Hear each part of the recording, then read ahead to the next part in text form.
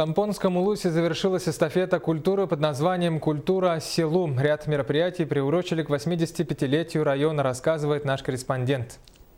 Эстафета культуры стартовала с самого отдаленного оленеводческого села Тополиное. В течение 8 дней ее принимали в 8 населенных пунктах Улуса, где были представлены выставки декоративно-прикладного искусства, концерты художественной самодеятельности, проведены спортивные соревнования, показаны видеопрезентации, отражающие истории поселений. Завершающий аккорд состоялся в Хандыкской школе искусств, где выступили лауреаты и дипломанты эстафеты культуры. Дало очень такой энергию большую.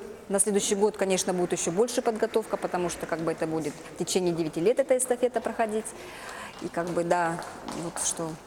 будем бороться за какое-то место все-таки. Эстафета культуры – это форма выявления лучших творческих коллективов, талантливых исполнителей из народа. В ней приняли участие как ветераны сцены, так и начинающие исполнители, носители фольклора, народные мастера. За неделю эстафета собрала вокруг себя более 2000 зрителей по всему Тампонскому району.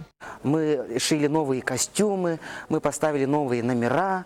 И впечатление масса очень положительный и хороший. Эстафета культуры дает возможность жителям сел и поселков поделиться опытом, почерпнуть особенности культуры различных национальностей, населяющих Тампонский район. Мария Винокурова, Гаврил Семенов, НВК Саха, Хандыга.